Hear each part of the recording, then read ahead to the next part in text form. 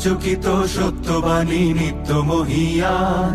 সাউতুল কোরআন, সাউতুল কোরআন, সাউতুল কোরআন, আমান সিম সাউতুল কোরআন।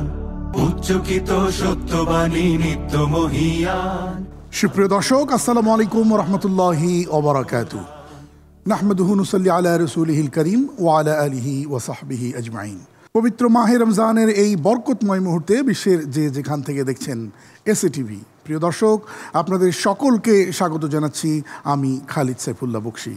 আশা করছি মহান আল্লাহ সুবহানাহু ওয়া তাআলার অশেষ মেহেরবানিতে সুস্থ থেকে সিয়াম সাধনায় আছেন। আল্লাহ তাআলা আপনার সিয়ামকে কবুল করে নিন, আমিন। সিয়ামের লক্ষ্য উদ্দেশ্য সাধনে নিশ্চয়ই প্রয়াসী হয়েছেন, তাকওয়া অবলম্বন করবেন, নিশ্চয়ই সাধনা চালিয়ে যাচ্ছেন আদর্শ মানুষ, আদর্শ মুসলমান, আদর্শ নাগরিক হবার প্রত্যয়ে। আল্লাহ তাআলা আপনার আশা আকাঙ্ক্ষাকে পুরা করে দিন, আমিন। দর্শক, আমরা সকলে জানি 2000-এর মতো শহীদ হয়েছে এই স্বাধীনতা দেবার জন্যে, এবং প্রায় 40,000 ভাই বোন পঙ্গুত্ব বরণ করেছে। আমরা তাদের শুকরিয়া জ্ঞাপন করতে চাই, এবং যাদের কল্যাণে, যাদের বদান্যতায় আমরা নতুন বাংলাদেশ পেয়েছি, তাদের প্রতি আমরা ধন্যবাদ জানাতে চাই। তারই অংশ হিসেবে আমাদের আজকের বিশেষ আয়োজন, আমরা তোমাদের ভুলব না। Title sponsor Aman cement, powered by BRB. Award sponsor Jamuna electronics and automobiles limited. Co sponsor Al Arafah Islami bank, Rahim still, Bashundhara খাতা, ইসলামী bank Bangladesh, Rooh Afza, Sajib group, BRB hospital. Gift partner Woodnest restaurant. Food partner Al Kadiria limited. Tour partner প্রবাসীর helicopter, 5 star aviation BD travels agency এবং আবাবিল হজ group. আমাদের সাথে আছেন গাজী তথা এই যুদ্ধে লড়াই করতে গিয়ে আহত হয়েছেন। আমাদের সাথে আছে আব্দুল্লাহ আহমদ, তার বাবা, এবং আমাদের সাথে বেশ কিছু গুণী মানুষ আছেন। চলুন আমরা একে একে তাদের সাথে পরিচিত হয়ে নিই।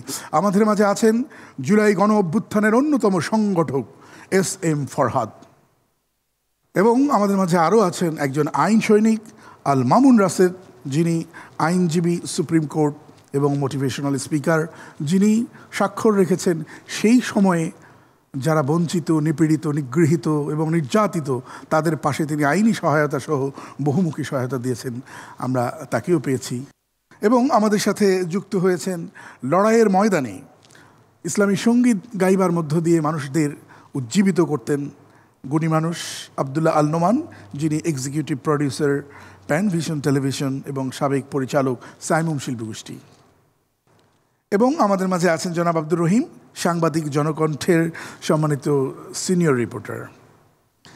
প্রিয় দর্শক, এই আয়োজনে পারফর্মার অব দ্য উইক হিসেবে নির্বাচিত হয়েছেন আমাদের বিজ্ঞ বিচারকের মাধ্যমে আহমদ গনি। তার কণ্ঠে আমরা শুনব পবিত্র কোরআন কারীমের তিলাওয়াত। দর্শক, চলুন কথা না বাড়িয়ে কোরআন নাজিলের মাসে কোরআনের সুরের মূর্ছনায় হারাতে চাই। আজকে আমাদের কোরআন তিলাওয়াত শোনাবে আহমদ গনি। সাউতুল কোরআন, সাউতুল কোরআন, সাউতুল কোরআন, আমান সিম সাউতুল কোরআন। أعوذ بالله من الشيطان الرجيم. بسم الله الرحمن الرحيم.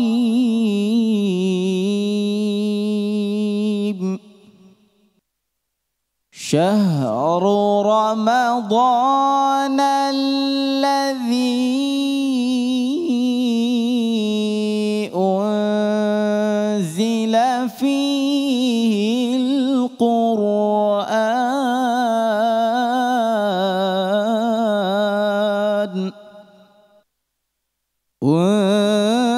أنزل فيه القرآن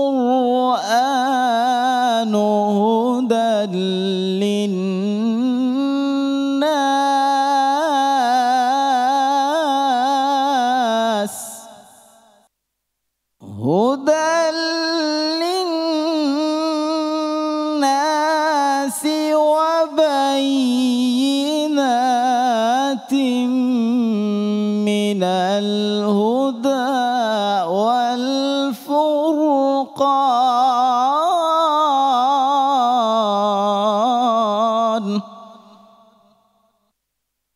فمن شهد منكم الشهر فليصمه ومن كان مريضا أو على سفر فعدة من أيام أخر يريد الله بكم اليسر ولا يريد بكم العسر ولتكملوا العدة ولتكبروا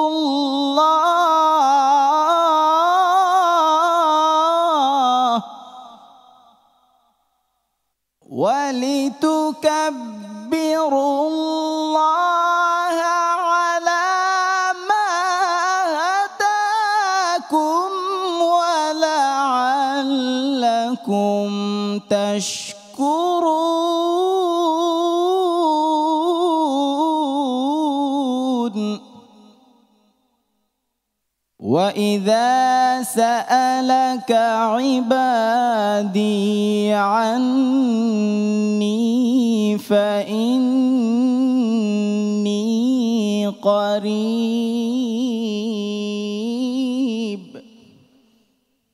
أجيب دعوة الداع إذا دعاني فليستجيبوا لي وليؤمنوا بي لعلهم يرشدون وإذا سألك عبادي عني فإني قريب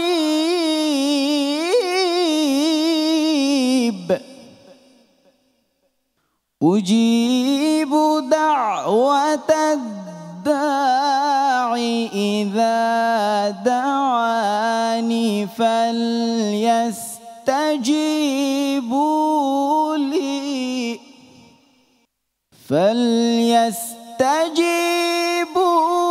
لي وليؤمنوا بي لعلهم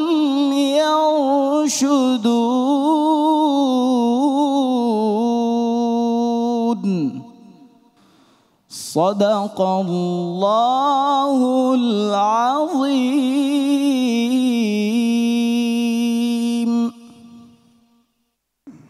মাশাআল্লাহ। দর্শক, এমনই সব হৃদয় কাড়া সুর আর কোরআনের চেতনায় উদ্ভাসিত যে কণ্ঠ, এমনই অসংখ্য কণ্ঠের মিলন মেলা আমাদের এই সাউতুল কোরআন। প্রতিদিন একই সময় শুনবার আমন্ত্রণ রইল। আশা করছি আপনারা আমাদের সাথেই থাকবেন ইনশাআল্লাহ। দর্শক, আগেই জানিয়েছি আমাদের আজকের এই বিশেষ আয়োজন আমরা তোমাদের ভুলব না, আমরা ভুলতে চাই না। আমাদের অসংখ্য গাজী ভাইদের মধ্য থেকে ভাই আব্দুল্লাহ আহমদ আজ আমাদের সাথে যুক্ত হয়েছে। এই যুদ্ধে তিনি হারিয়েছেন পা। কি হবে তার ভবিষ্যৎ, কিভাবে সামনে সে এগোবে, গন্তব্যহীন ঠিকানা, সব নিয়েই তার কাছ থেকে আমরা শুনব ইনশাআল্লাহ। ভাই আব্দুল্লাহ আহমদ, কি পড়াশোনা চলছে? আমি আদমজি ক্যান্টনমেন্ট কলেজের ইন্টার সেকেন্ড ইয়ারের স্টুডেন্ট। শুরুতেই তোমার কাছে জানতে চাই তুমি কিভাবে ইনভলভ হলে এই আন্দোলনের সাথে? ফার্স্টে তো হচ্ছে যখন মেইনলি হচ্ছে কোটা আন্দোলন শুরু হলো, তখন হচ্ছে আমার মাথায় আসলো যদি কোটাটা না থাকে ভবিষ্যতে, তাহলে আমার নিজেরও চাকরির ব্যাপারে অনেক সমস্যার সম্মুখীন হতে হবে। তো এই জন্য প্রথমে আমাদের এক্সাম চলতেছিল, ফার্স্ট ইয়ারের ফাইনাল এক্সাম। তো 17 জুলাই আমার কয়েকজন ফ্রেন্ডরা কলেজের এক্সাম দিয়ে হচ্ছে ওরা বের হয়ে যায় আন্দোলনে। তো আমি 17 তারিখ বের হতে না পারায় আমার মনের মধ্যে একটি অনুতপ্ত হয় যে আমি কেন গেলাম না আন্দোলনে, আমার হচ্ছে যাওয়া উচিত। তো পরবর্তীতে হচ্ছে আমি 18 জুলাই আমার এক ফ্রেন্ডের সাথে আন্দোলনে বের হই ইসিবি চত্বরে। প্রথমত মেনলি হচ্ছে কোটা আন্দোলনের জন্য বের হই। পরবর্তীতে যখন আস্তে আস্তে আমাদের ভাইদের মারা হলো, তখন হচ্ছে আমার মনে হলো কোটা আন্দোলন হচ্ছে পরে, আগে হচ্ছে আমার ভাইদের যে মারা হলো তার প্রতিশোধ নিতে হবে। এখন যদি আমি আন্দোলন না যাই তাহলে হচ্ছে তাদের সাথে বেইমানি করা হয়ে যাবে। এরই জন্যে আমি হচ্ছে আগস্ট মাসের 2 তারিখ, 3 তারিখ এবং 4 তারিখ আবারও হচ্ছে পুনরায় আন্দোলনে যুক্ত হই। বন্ধুরা শহীদ হচ্ছে, তুমি অনুপ্রাণিত হলে। জি অবশ্যই। আচ্ছা, তারপরে বলো কি হলো? পরবর্তীতে হচ্ছে 2, 3 এবং 4 আগস্ট আমি ইসিবি চত্বরেই ছিলাম। 4 আগস্টে ইসিবি চত্বরে যখন ছিলাম তখন হচ্ছে সেখানে তেমন কোনো গ্যাঞ্জাম হয়নি। তো আমি খবর পাই যে মিরপুর 10 নম্বরে অনেক বেশি গ্যাঞ্জাম হচ্ছে এবং পুলিশরা হচ্ছে গোলাগুলি করতেছে। তো আমি ভাবলাম আমার এক ফ্রেন্ডরা সহ যে এখানে যেহেতু কোনো ধরনের সমস্যা হচ্ছে না, মিরপুর 10 নম্বরে যেহেতু অনেক ধরনের সমস্যা হচ্ছে, তাহলে আমাদের সেখানে যাওয়া উচিত। তো তারই জন্য হচ্ছে তখন আমি মিরপুর 10 নম্বরের উদ্দেশ্যে বের হই। তো মিরপুর 10 নম্বরের উদ্দেশ্যে যখন বের হই তখনই সেখানে অনেক স্টুডেন্টরা ছিল, বিভিন্ন ধরনের ইউনিভার্সিটিস, কলেজ এবং স্কুলের স্টুডেন্টরা ছিল। তো তখনই হচ্ছে তুমি কি কোনো ছাত্র সংগঠন করতে?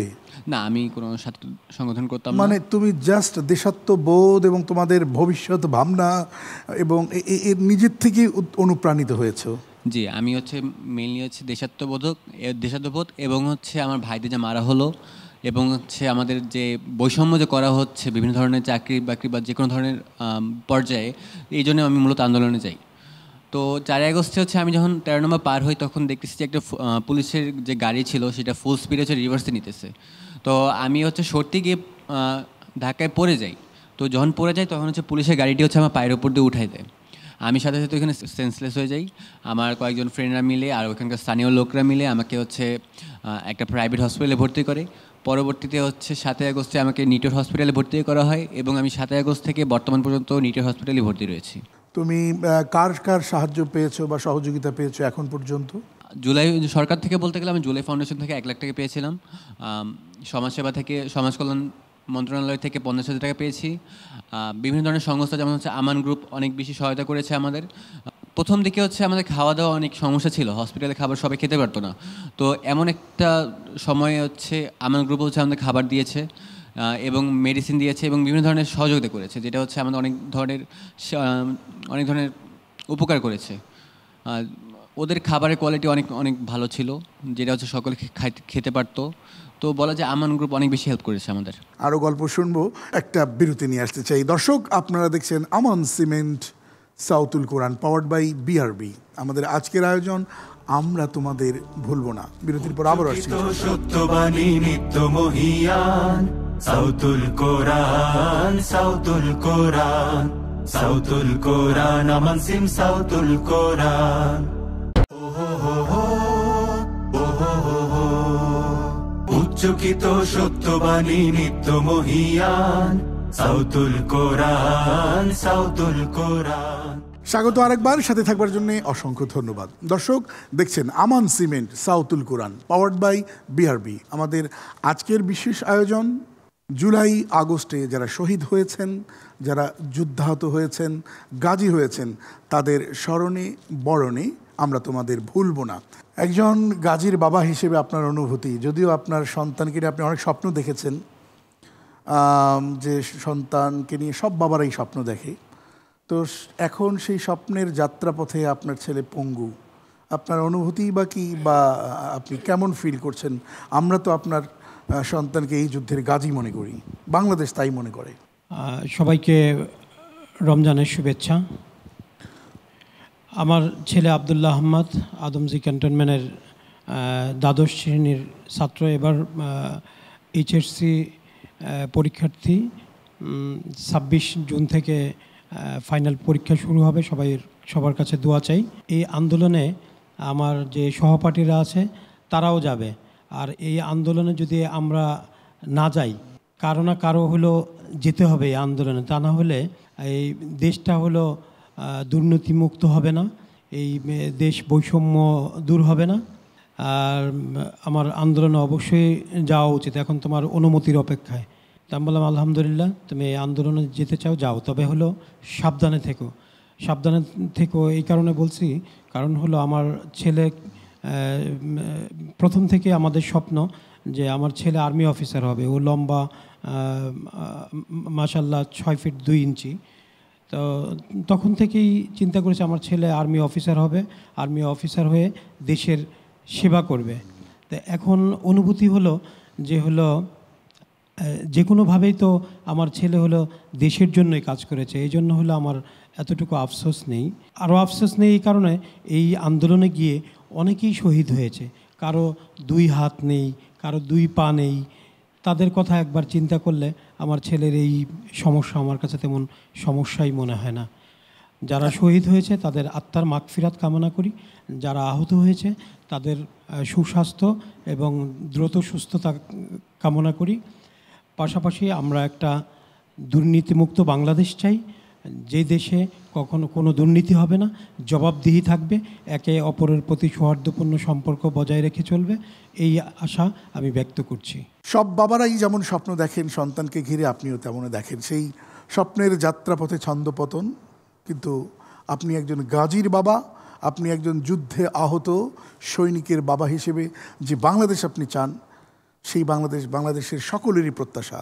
এবং সেই বাংলাদেশের জন্য আরও যারা লড়াই করেছেন তাদের মধ্যে আমরা জানি যে সংগঠক যারা মূলত ঢাকা বিশ্ববিদ্যালয় থেকেই তো এই নেতৃত্বের সূতিকাগার, সেখানে ছিলেন আমাদের এস.এম. ফরাদ, যিনি জুলাই অভ্যুত্থানের সম্মানিত সংগঠক। আমি আপনার কাছে আসতে চাই শুরুতে যে এই অভ্যুত্থানে আপনারা কিভাবে সম্পৃক্ত হলেন?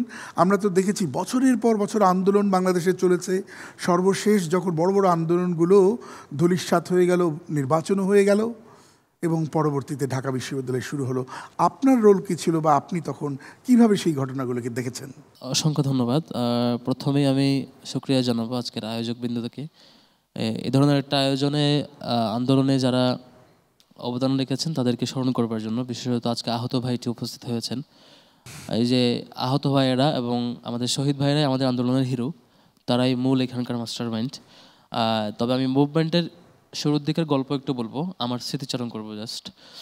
আন্দোলনটা শুরু হয়েছে মূলত কোটা পরিপত্র যখন বাতিল হয়, অর্থাৎ আপনার কোটা তো বাতিল হয় 18 সালে, সে পরিপত্র যেটি ছিল সেটি বাতিলের ঘোষণা দেয় জোনে 4 জন।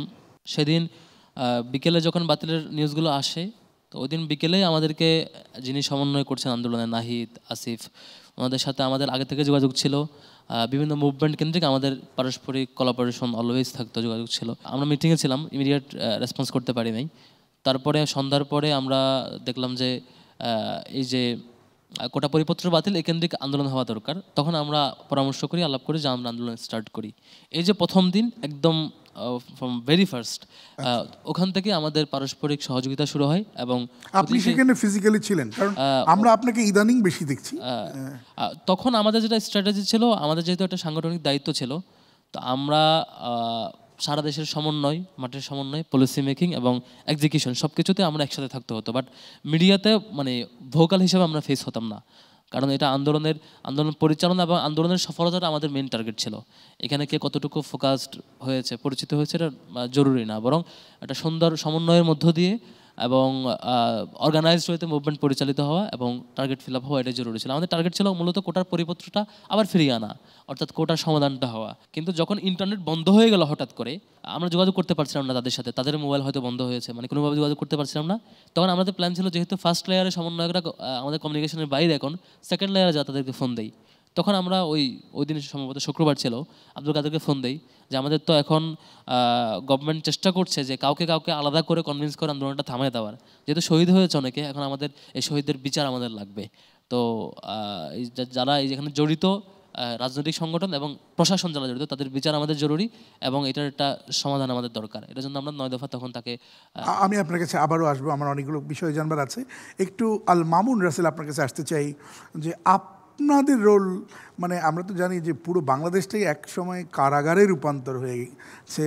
আমারও সৌভাগ্য বলুন দুর্ভাগ্য বলুন, কারাগারে যাবার সুযোগ হয়েছে এবং আমিও এই ফেসিবাদের একজন নির্মম শিকার। যে ফারুকি হত্যা মামলায় 6 জন ইসলামিক স্কলার আসামি, তার মধ্যে অন্যতম মাস্টার মাইন্ড আমাকে করা হয়েছে এবং এই হত্যা সংগঠিত করবার ব্যাপারে আমাকেই অর্গানাইজার করা হয়েছে, আমাকেও পালিয়ে বেড়াতে হয়েছে। এই সকল ক্ষেত্রে আমাদের বিভিন্ন আইনজীবী যারা, আইনজ্ঞ যারা, তারা কিন্তু বিভিন্নভাবে হেল্প করেছেন। আপনার রোল কী ছিল সেই সময়? আসলে আমরা যেভাবে একজন পেশাজীবী হিসেবে যেভাবে যুক্ত ছিলাম, সেটি হচ্ছে 2013 সালেই প্রথম কোটা বিরোধী আন্দোলন হয়। তখন আমি ঢাকা বিশ্ববিদ্যালয়ের ছাত্র ছিলাম, তখন আমি সে আন্দোলনে অন্তর্ভুক্ত ছিলাম। এবং 2018 সালে, তখন পড়াশোনা শেষ করেছি আমরা, 18 সালেও যখন কোটা বিরোধী আন্দোলন হয় তখন সেটাতে যুক্ত ছিলাম। যখন 24-এ যখন কোটা আন্দোলন শুরু হলো, তখন আমরা দেখতে পাচ্ছিলাম যে শত শত আমাদের শিক্ষার্থীরা, যারা জেনজি, যাদেরকে নিয়ে আমরা একসময় হতাশ হতাম, যাদেরকে নিয়ে আমরা একসময় বলতাম এরা শুধু গেমস নিয়ে থাকে, শুধু মোবাইল নিয়ে থাকে, ফার্মের মুরগি বলতাম আমরা অনেক সময় এই জেনজিদেরকে। সেই জেনজিরা যখন একটা দেশকে সংস্কারের জন্য they are trying to reform our country, তারা চেষ্টা করছে রিফর্ম করার জন্য, তখন একজন পেশাজীবী হিসেবে এটা আমাদের ডিউটি হয়ে পড়েছে two assist our national heroes, তাদেরকে সহযোগিতা করা। তখন যেহেতু কোটার বিরুদ্ধে আমরা ছিলাম, বিশ্ববিদ্যালয়ের ছাত্র অবস্থায় ছিলাম, তখন আমাদের যখন বিভিন্ন জায়গায় গ্রেপ্তার করা শুরু করেছে, ক্লাস 8, 7 পাস ছাত্রকে গ্রেপ্তার করছে, ঢাকা কলেজের ছাত্রকে গ্রেপ্তার করেছে, তারপর আদমজী ক্যান্টনমেন্ট কলেজের এক ছাত্রকে গ্রেপ্তার করেছে, তখন আমরা আইনজীবী হিসাবে আমি পার্সোনালি মনে করেছি যে তাদের পাশে দাঁড়ানো উচিত। তখন আমি ঘোষণা দিয়ে, আমার পুরো চেম্বারে প্রায় 12 সদস্য টিম ছিল, পুরো সদস্য সকলের ঘোষণা দিয়ে আমি ছাত্রদেরকে ফ্রি আইনি সহযোগিতার ঘোষণা দিয়ে, এবং কি আমি শত শত শিক্ষার্থীদেরকে আমি আইনি সহযোগিতা দিয়েছি। যখন আমি এই সহযোগিতা দেওয়া শুরু করলাম, আমি একটু জানতে চাই যে আপনাকে সেই সময় তো বাংলাদেশে খুব আলোচিত সমালোচিত ডিবি হারুন, তিনি আপনাকে তুলে নিয়ে গেছেন বা তার নির্দেশে আপনাকে তুলে নিয়ে যাওয়া হয়েছে। আইনি সেবা তো অনেকেই দিচ্ছিলেন, কিন্তু আপনাকে কেন টার্গেট করা হতো? তখন তো গ্রেপ্তার করলে নিম্ন আদালতে নেওয়া হতো, এবং আমি দেখেছি যদি সহযোগিতা করতে হয় তাহলে নিম্ন আদালতে সহযোগিতা করতে হবে। কারণ যে জেনজি যারা আছে, যারা বিভিন্ন স্কুল কলেজে, তারা তো এখানে বিভিন্ন ম্যাস হোস্টেলে থাকে, তাদের মা বাবা হয়তো গ্রামে থাকে, তখন তাদেরকে সহযোগিতা করা বা তাদেরকে আইনি সহযোগিতার জন্য আইনজীবীর সাথে কথা বলা, সেই সুযোগটা তাদের নেই। তখন আমি চিন্তা করেছি তাহলে নিম্ন আদালত থেকে তাদেরকে সহযোগিতা করা যায় কিনা। তখন আমি নিম্ন আদালত থেকে তাদেরকে সহযোগিতা করার চেষ্টা, যখন কার্যক্রম শুরু করেছি, এবং আমি যখন একটা আমার ভেরিফাইড আইডি থেকে পোস্ট দিয়েছি, প্রায় 3 লক্ষ শেয়ার হয়েছে আমার সেই সহযোগিতার নাম্বার সহ, আমার জুনিয়রদের নাম্বার সহ আমি যখন দিয়েছি। পরবর্তীতে আমি একটু আড়াল হয়ে যাই বলতে, আমি যেদিন মেবি 3 আগস্ট বিপ্লবের 2 দিন আগে যখন আমি বাসা থেকে বের হলাম গাড়ি নিয়ে, তখন আমি আমার গলির সামনে যখন গেলাম, তখন 4-5 জন সাদা পোশাকে এসে আমার গাড়ির সামনে আমাকে পথরুদ্ধ করলো। পথরুদ্ধ করে আমাকে বললো যে হচ্ছে, তাদের কার্ড দেখালো যে আমরা ডিবি থেকে আসছি। আমাকে বললো আপনাকে আমাদের সাথে যেতে হবে। কোথায় যেতে হবে? আমাদের ডিবি অফিসে যেতে হবে। তখন আমি জিজ্ঞেস করলাম, আপনাকে আমাকে ডিটেইন করেছেন নাকি আমাকে জিজ্ঞাসাবাদ করবেন? বলছেন না স্যার, আপনাকে ডিটেইন করি নাই, আপনাকে জিজ্ঞাসাবাদ করব। তা আমি বললাম তাহলে আপনারা আমার গাড়িতে উঠেন, যেহেতু আমাকে ডিটেইন করেন না। যদি ডিটেইন করেন তাহলে আমি আপনাদের গাড়িতে উঠবো, কোনো সমস্যা নেই। পরে 2 জন আমার সাথে উঠলো, উঠার পরে আমাকে ডিবি অফিসে নিয়ে গেল। ডিবি অফিসে ইন দ্য মিন টাইম আমার এক বন্ধু ছিল, সেই ডিবির একজন অতিরিক্ত কমিশনার ছিল। আমি তাকে নক করলাম যে বন্ধু তুমি আছো কোথায়? সে বললো সে উত্তরায় আছে। তা আমি বললাম এই অবস্থা, আমাকে ডিবি অফিসে নেওয়া হচ্ছে। বললো যে তুমি যাও, আর আমি ইন দ্য মিন টাইম আমি আসবো। পরবর্তীতে আমাকে নিয়ে একটা রুমে বসানো হলো। রুমে বসানোর পরে তখন আমার বন্ধুটা এসে বললো যে হচ্ছে ওনাকে নিয়ে আসার জন্য তাদেরকে অফিসারকে জিজ্ঞেস করলো, কে বলেছে তোমাকে? বললো যে হারুন স্যার আমাকে বলেছে। তখন সে সাথে সাথে হারুন স্যারকে ফোন করলো, হারুন সাহেবকে ফোন করলো। ফোন করার পর বললো যে স্যার, আমার সামনে লাউড দিয়ে কথা বললো যে স্যার আমার বন্ধু মানুষ, ও কোনো পলিটিক্যাল ইনভলভমেন্ট নেই, সে হচ্ছে যেহেতু বিশ্ববিদ্যালয়ের ছাত্র এই জন্য সে সহযোগিতা করছে। বলছে তাহলে তোমার যেহেতু বন্ধু, তার বন্ধুকে বলো সে যদি ঝামেলা না যেতে চায় বা আয়নাগরে না যেতে চায়, তাহলে আয়নাগর শব্দটা মেনশন করে না, মানে এমনভাবে শব্দটা ব্যবহার করেছে, একটা শব্দ ব্যবহার করেছে, সে যদি কোথাও না যেতে চায় তাহলে তাকে বলো এই কাজটা ছেড়ে দিতে। এরপরে আপনি বাধ্য হলেন। আর আপনার বর্ণনা শুনে মনে হচ্ছে আপনি যেমন ইমানি দায়িত্ব থেকে যোদ্ধাদের পাশে দাঁড়াতেন, আইনি সহায়তা দিতেন, আর কেউ পা হারাতো, কেউ তো শহীদ হয়ে যেত। আর হারুন সাহেবদের ইমানি চেতনা এমন ছিল যে নিজ উদ্যোগেই খুঁজে খুঁজে আপনাদের মতো মানুষদেরকে বের করতেন। এটাই তো শুনলাম। আরও গল্প শুনবো, একটা বিরতি নিয়ে আসতে চাই। দর্শক, আপনারা দেখছেন Aman cement Sautul Quran, powered by BRB. আমাদের আজকের আয়োজন আমরা তোমাদের ভুলবো না। বিরতির পর আবার আসছি। সত্যবাণী নিত্য মহিয়ান, সাউতুল কোরআন, সাউতুল কোরআন। সাউতুল কোরআন আমান সিম সাউতুল কোরআন উচ্চকিত সত্যবাণী নিত্য মহিয়ান সাউতুল কোরআন সাউতুল কোরআন।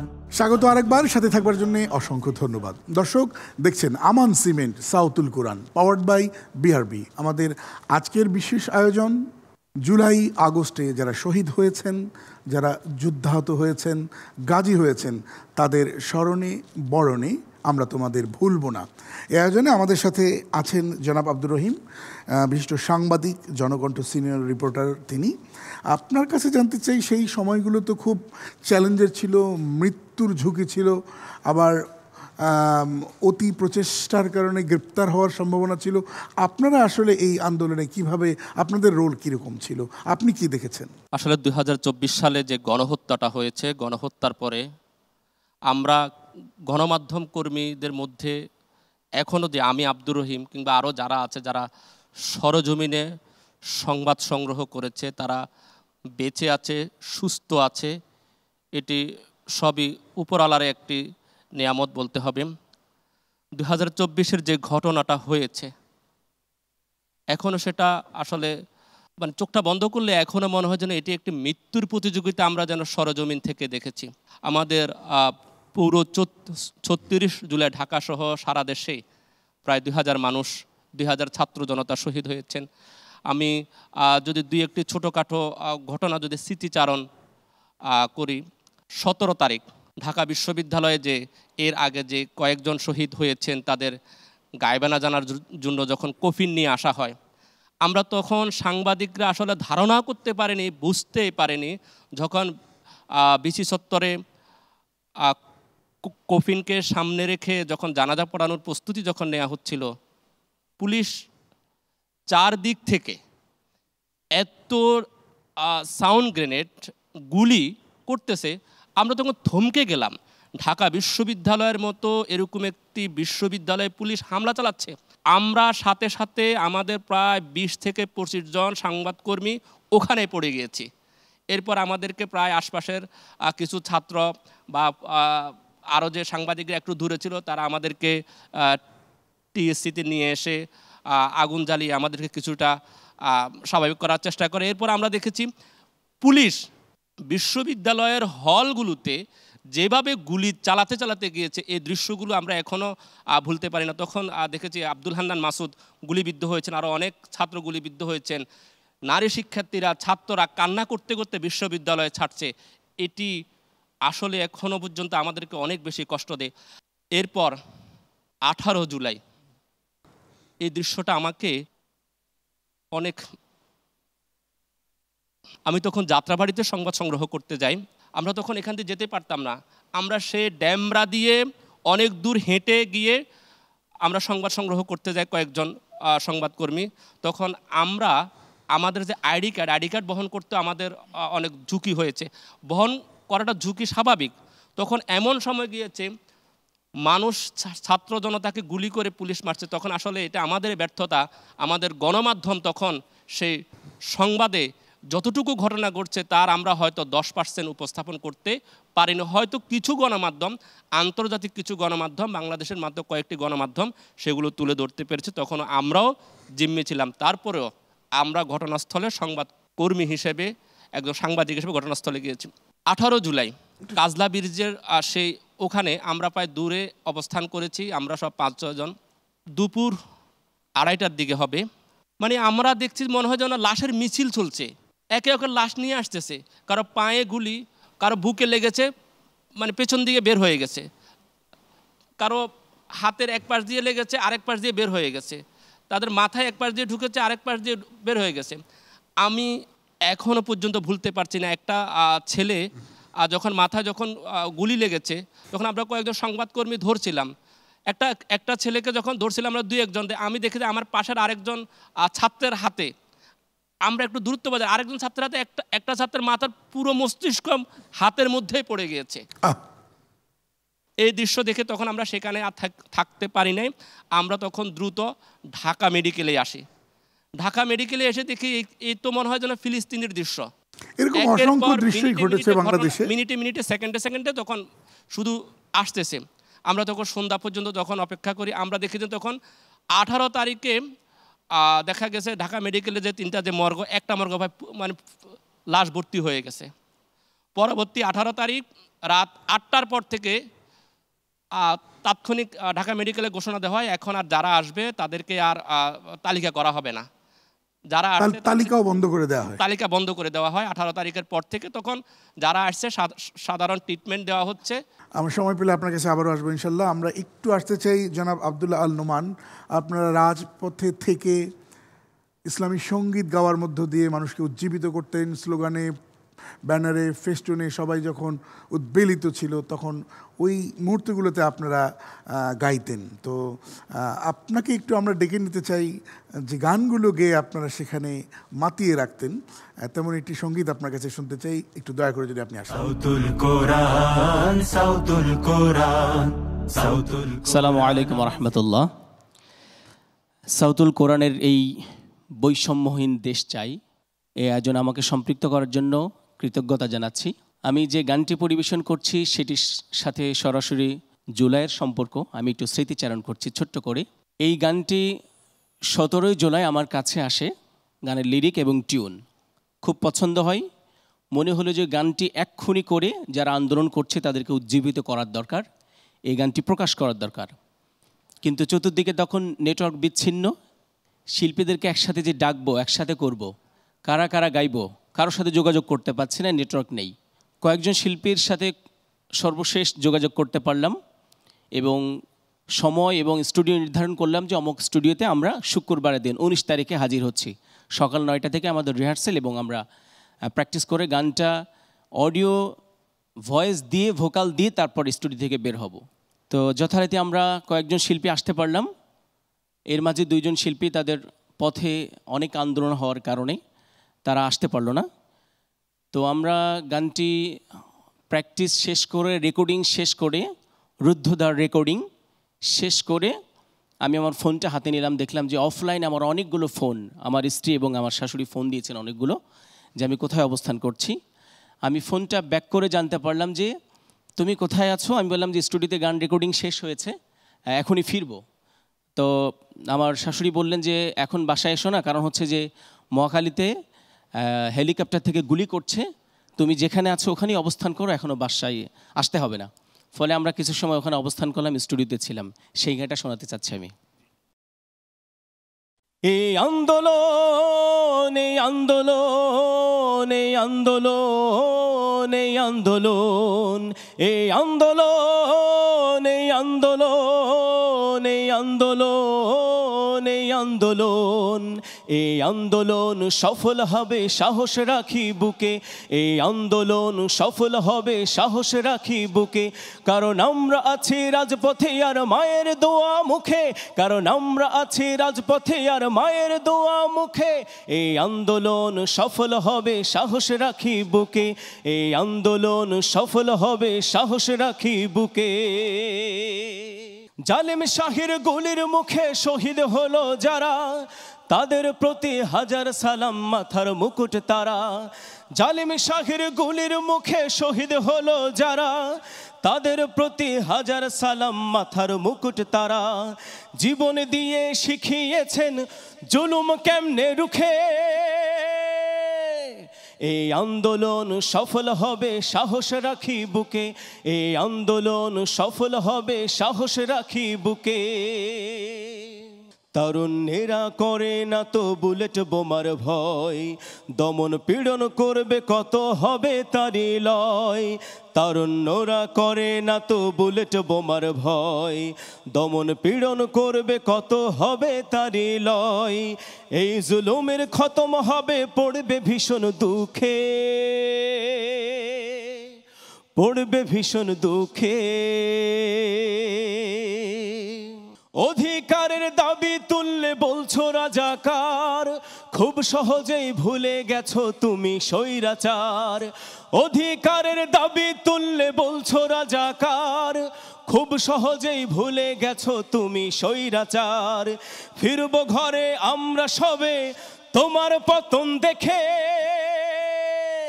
এই আন্দোলন সফল হবে সাহস রাখি বুকে, এই আন্দোলন সফল হবে সাহস রাখি বুকে, কারণ আমরা আছি রাজপথে আর মায়ের দোয়া মুখে, কারণ আমরা আছি রাজপথে আর মায়ের দোয়া মুখে।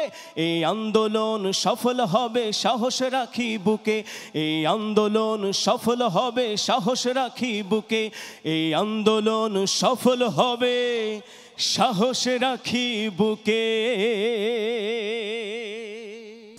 দর্শক, আমরা অনুষ্ঠানের একেবারে শেষ প্রান্তে যাবার আগে যে কথাটি বলতে চাই, আপনারা সাউতুল কোরআন দেখছেন 10টি বছর থেকে, কোরআনের সুর শোনাই, কিন্তু সাউতুল কোরআনকে পেট্রোনাইজ করে আমান সিমেন্ট।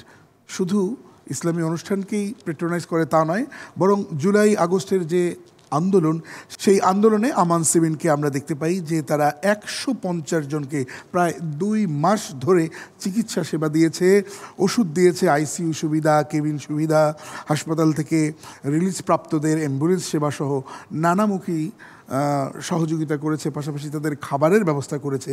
শুধু তাই নয়, বরং তারা আরও একটি কাজ করছে, যে যারা যুদ্ধে আহত অথবা শহীদ পরিবার, সেই সকল পরিবারে যারা চাকুরি করবার মতো উপযুক্ত, তাদেরকে তারা চাকুরি দিচ্ছেন এবং এই প্রক্রিয়াটি অব্যাহত রয়েছে। বাংলাদেশে প্রায় 40,000 আহত, সেই অসংখ্য আহতদের ভিড়ে আমরা একজন আবদুল্লাহ আহমদকে আজকে উপহার তুলে দিতে চাই আমান সিমেন্টের পক্ষ থেকে।